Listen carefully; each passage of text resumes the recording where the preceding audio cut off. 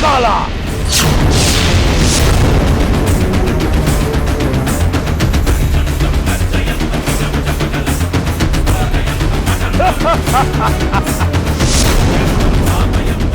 ನೀ ನನ್ನ ಪ್ರಯೋಗದಿಂದ ತಪ್ಪಿಸ್ಕೋಬಹುದು, ಆದ್ರೆ ನಿನ್ನ ನಾಗಿಣಿ ನಮ್ಮ ಪ್ರಯೋಗದಿಂದ ಕಲ್ಲಾಗೋದನ್ನ ನೀನ್ ತಪ್ಪಿಸೋದಕ್ಕೆ ಸಾಧ್ಯ ಇಲ್ಲ.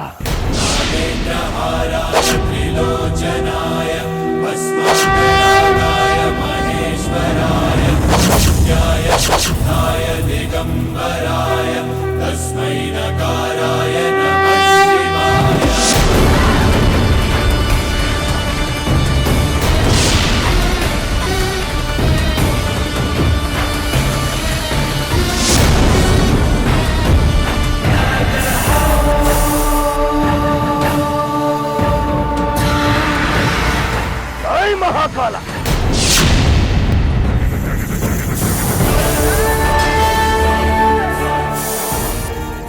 ಏಯ್, ನಿನ್ನ ಹಾರಾಟ ಹೋರಾಟ ಈ ಭೈರವನ ಮುಂದೆ ನಡೆಯೋದಿಲ್ಲ.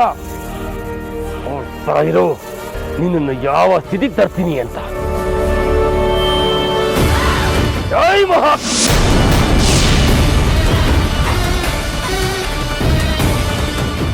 ಏ ಹುಳುವೆ,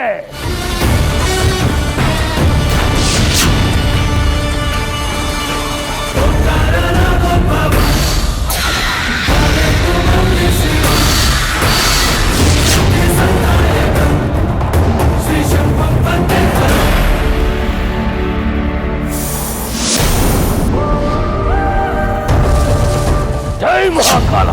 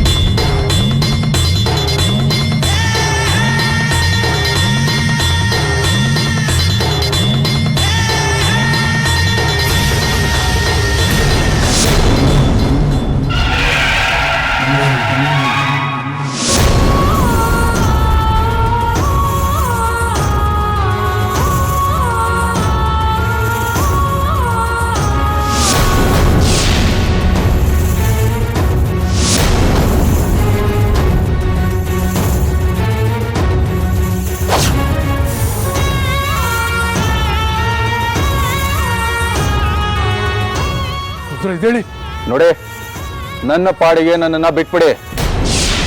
ಹೋಮನ ಅರ್ಧಕ್ಕೆ ನಿಲ್ಲಿಸಬಾರ್ದು. ಒಂದು ವೇಳೆ ನಿಲ್ಲಿಸಿದ್ರೆ ನಿಮ್ಮ ಪ್ರಾಣಕ್ಕೆ ಅಪಾಯ.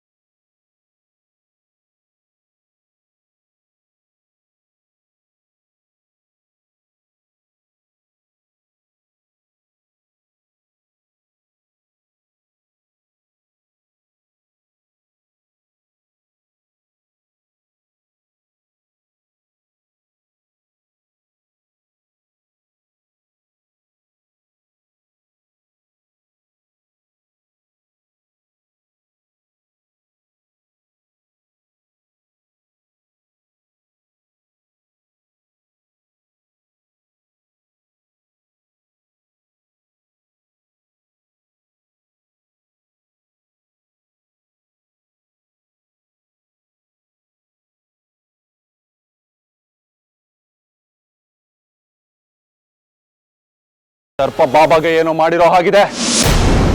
ಏನ್ ಮಾಡೋದೀಗ? ಬಾಬಾ ಎಲ್ಲೋದ್ರಿ? ಬಾಬಾ ಬಾಬಾ ಬನ್ನಿ. ಬಾಬಾ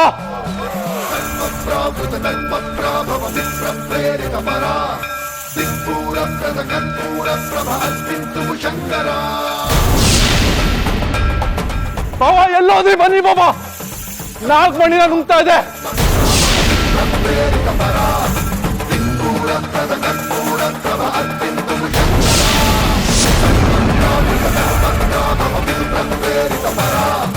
ಬಾಬಾ ಬಾಬಾ ಎಲ್ಲೋದ್ರಿ?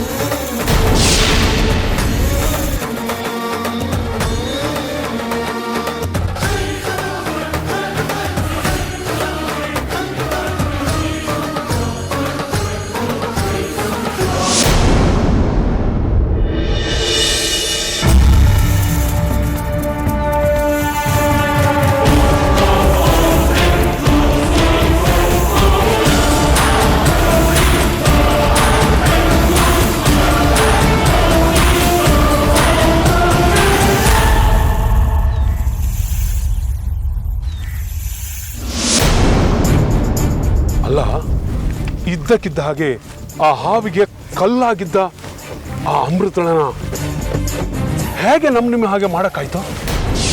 ಅವು ಸಾಮಾನ್ಯ ಲೋಕದ ಹಾವುಗಳಲ್ಲ, ನಾಗಲೋಕದ ಹಾವು. ಅವುಗಳಿಂದ ಅಸಾಧ್ಯವಾದದ್ದು ಯಾವುದೂ ಇಲ್ಲ.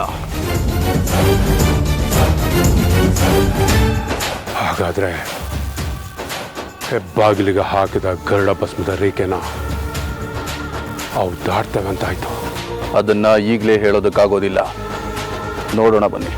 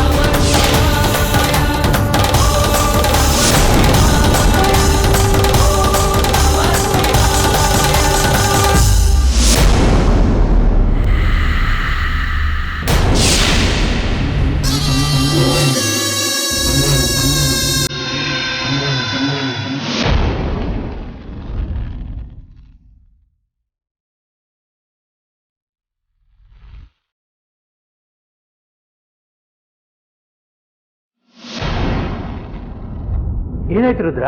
ಯಾಕೆ ಹೀಗಿದೆಯಾ? ಯಾವ ನಾಗಮಣಿಗೋಸ್ಕರ ಇಷ್ಟೆಲ್ಲ ಹೋರಾಡುತ್ತೋ ಅದನ್ನೇ ಕಳ್ಕೊಂಡಾಗಿದೆ.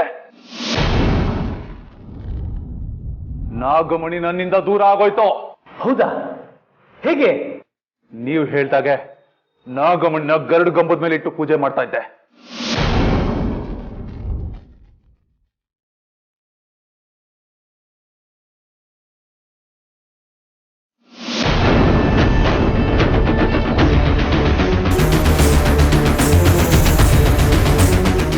ಜೈ ಮಹಾಕಾಲ.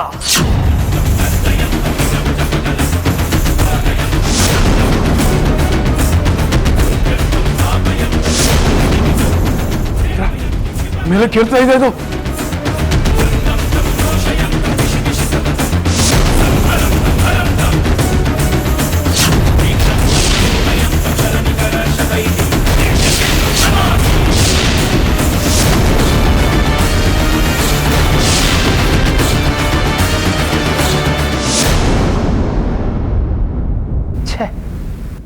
ಕೆಲಸ ಆಗೋಯ್ತು. ಇನ್ನು ನಾವು ಸುಮ್ಮನೆ ಇರೋದ್ರಲ್ಲಿ ಅರ್ಥ ಇಲ್ಲ. ಆದಷ್ಟು ಬೇಗ ಪೂರ್ಣಾಹುತಿ ನೀಡಲೇಬೇಕು. ನನಗೆ ಈ ಪೂರ್ಣಾಹುತಿಗಿನ ಮುಂಚೆ ನಾಗಮಣಿ ನನ್ನ ಕೈಗೆ ಬರಬೇಕು. ನಾಗಮಣಿ ನಿನ್ನಿಂದ ಎಲ್ಲೂ ದೂರ ಹೋಗೋದಿಲ್ಲ. ಅದ್ ಹೇಗೆ ಹೇಳ್ತೀರಾ?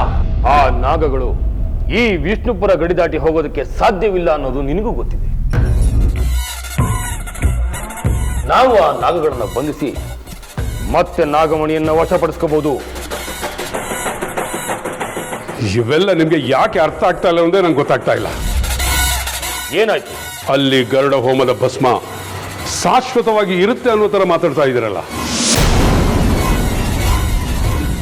ಅದರ ಶಕ್ತಿ ಇನ್ನು ಕೇವಲ 5 ದಿನಗಳ ಮಾತ್ರ ಇರೋದು.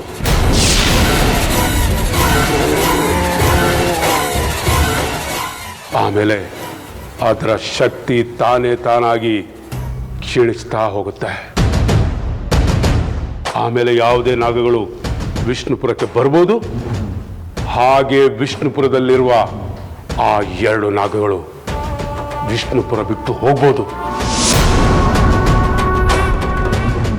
ಹಾಗೆ ಆಗೋಕ್ ಮುಂಚೆ ನಾವು ಪೂರ್ಣಾಹುತಿಯನ್ನ ಕೊಡ್ಲೇಬೇಕು.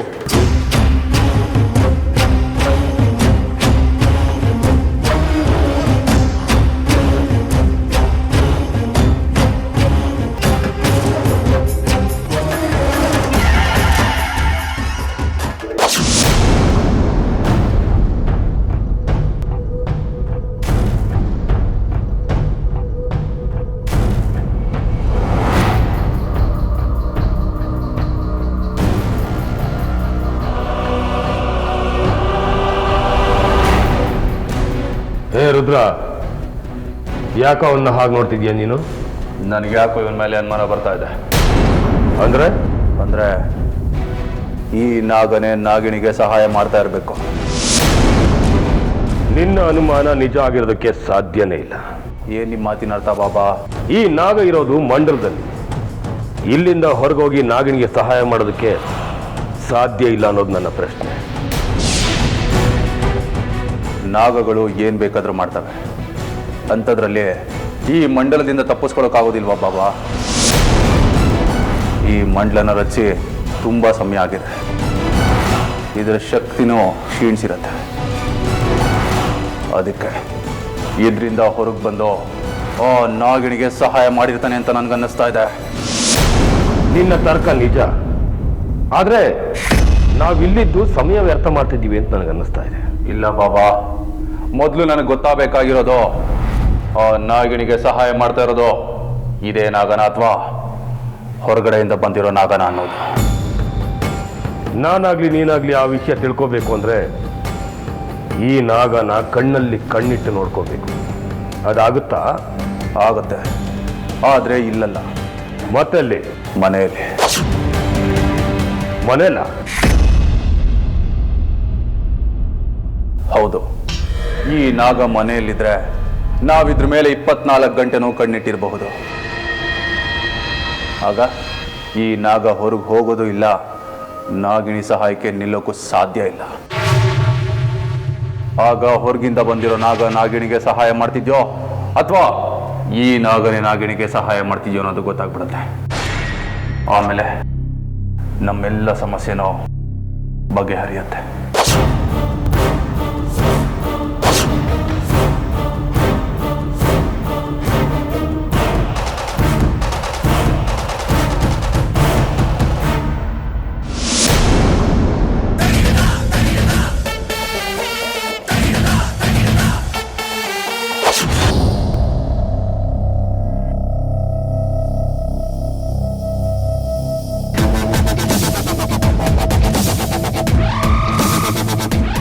ವಾ, ಇದೇನಿದು ಮತ್ತೆ ವಾಪಸ್ ಬಂದ್ಬಿಟ್ಟಿದ್ದೀರಿ?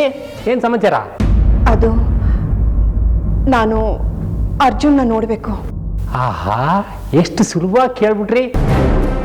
ತಿರುಪತಿ ತಿಮ್ಮಪ್ಪನ ಬೇಕಾದ್ರೂ ನೋಡ್ಬೋದು, ಆದರೆ ಅರ್ಜುನನ್ ನೋಡಕ್ ಸಾಧ್ಯನೇ ಇಲ್ಲ. ನಡೀರಿ ನಡೀರಿ, ವಾಪಸ್ ಹೋಗಿ ಹೋಗಿ. ನೋಡಪ್ಪ, ದಯವಿಟ್ಟು ಹಾಗೆ ಹೇಳ್ಬೇಡ. ನಾನು ನನ್ನ ಮೊಮ್ಮಗನ್ ನೋಡಿ ತುಂಬ ದಿನ ಆಗಿದೆ. ಒಂದ್ಸಲ ನಾನು ಅವನ್ನ ನೋಡ್ಬೇಕಪ್ಪ. ನಮ್ಮ ಭಾವ ಯಾರನ್ನು ಒಳಗಡೆ ಬಿಡ್ಬೇಡ ಅಂತ ಹೇಳಿದ್ದಾರೆ. ನೋಡು, ನೀವೆಲ್ಲ ತಪ್ಪು ತಿಳ್ಕೊಂಡಿದ್ದೀರಾ. ಅವನು ನಾಗ ಅಲ್ಲ, ನನ್ನ ಮಾತು ನಂಬಿ. ಆಯ್ತು, ನೀವು ಹೇಳ್ದಾಗೆ ಅವನು ನಾಗ ಅಲ್ಲ ಅಂದ್ರೆ ಅರ್ಚಕರು ಹಾಕಿದ ಮಂಡಲದಲ್ಲಿ ಹೇಗೆ ಸಿಗಾಕೊಂಡ?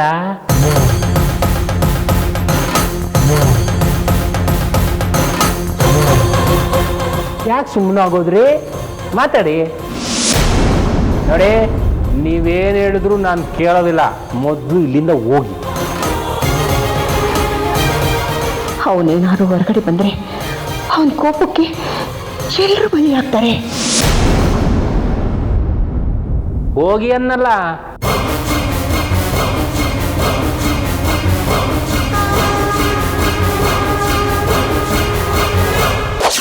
ಒಂದು ಕಾಲದಲ್ಲಿ ಎಂಥ ವೈಭೋಗದಿಂದ ಪೂಜೆ ಪುನಸ್ಕಾರಗಳಿಂದ ಕಂಗೊಳಿಸ್ತಾ ಇತ್ತು ಈ ದೇವಸ್ಥಾನ. ಇವತ್ತು ಈ ದೇವಸ್ಥಾನ ಸ್ಥಿತಿ ನೋಡಿದರೆ ನನಗೆ ಒಂಥರ ಆಗುತ್ತೆ. ಎಲ್ಲಿ ದೇವರಿರ್ತಾನೋ ಅಲ್ಲಿ ಸದಾ ಕಾಲ ಪೂಜೆ ಹವನಗಳು ನಡೀತಾನೆ ಇರಬೇಕು.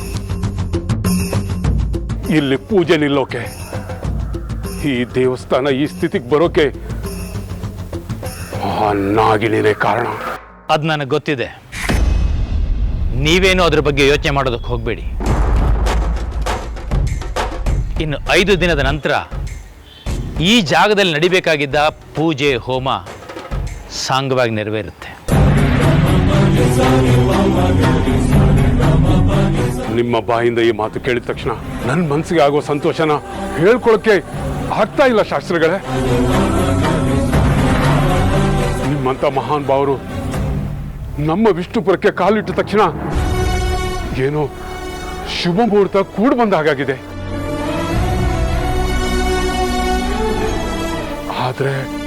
ಆದ್ರೆ ಅಂತ ಯಾಕೆ ಹೇಳ್ತಾ ಇದೆಯಾ? ಆ ಸರ್ಪದ ಕಾಟದಿಂದ ಪೂಜೆ ಮುಂದುವರ್ಸಕ್ಕೆ ಹೇಗೆ ಸಾಧ್ಯ? ಭೂತ ಪಿಶಾಚಿ ಸರ್ಪಗಳಿಗೆ ಹೆದರ್ಕೊಂಡು ಆ ದೇವ್ರ ಪೂಜೆನ ನಿಲ್ಸೋಕ್ಕಾಗತ್ತಾ ಶತ್ರುಘ್ನ? ಮೊದಲು ಆ ಅಮೃತನ ಇಲ್ಲಿ ಕರ್ಕೊಂಡ್ಬಂದು ಬಲಿ ಕೊಡಬೇಕು.